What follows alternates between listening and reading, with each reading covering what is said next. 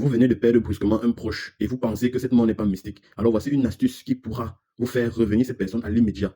Donc si vous venez de perdre un proche près de vous, donc vous êtes là à l'instant où cette personne tombe et perd la vie, ok? Ou bien on suppose qu'il est en train de perdre la vie. Je dis bien à l'instant, n'attendez pas. Parce que ceux qui vont l'arracher la vie vont tout faire pour occuper son âme très rapidement avant que vous ne cherchiez des solutions. Donc si à l'instant la personne tombe près de vous, ce ne sont pas les prières qui vont le faire revenir.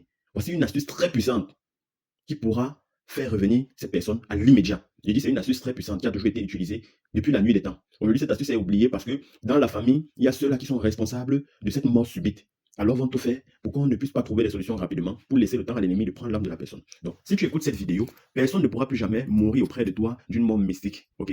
Quand je dis mort mystique, ça veut dire que cette personne était peut-être dans une société secrète, bien dans une secte, et qu'on a décidé de le vendre, ou alors même si n'était pas dans une secte et qu'on a décidé de le vendre.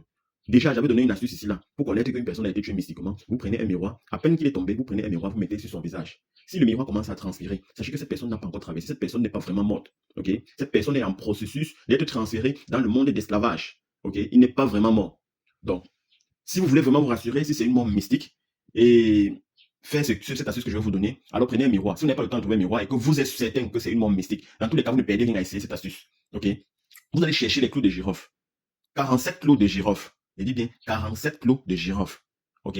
Vous allez chercher 3 jujubes sucrés. Ok? Et puis vous allez chercher ce qu'on appelle le piment de Guinée. Vous allez chercher ça, c'est le jujube pimenté. Vous allez chercher aussi 3. D'accord? Vous allez chercher des aiguilles de petite taille. Des aiguilles de petite taille.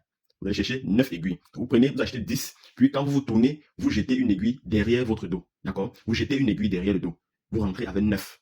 Ok?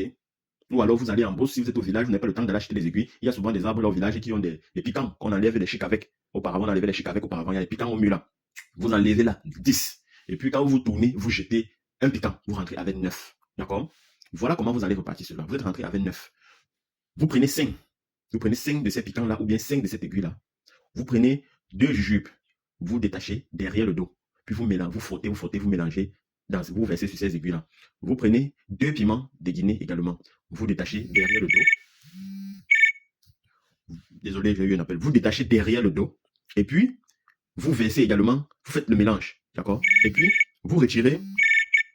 Et puis, vous retirez 7 clous de girofle. Vous retirez 7 clous de girofle, vous mettez de côté. Et vous mettez les 40 autres dans le mélange que vous avez déjà fait. Donc, je résume. Vous prenez 40 clous de girofle, 2 jujubes sucrés, 2 piments de Guinée et qu'est-ce que je dis 9 aiguilles ou bien 9 piquants que vous avez retirés au village, dans le champ. D'accord?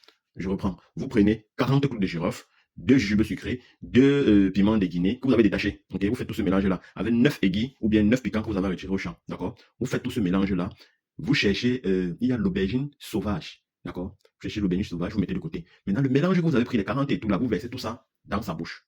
D'accord? Il va rester 7 clous de girofle, un jujube, un piment de Guinée, l'aubergine. Vous cherchez un demi-sac de sel.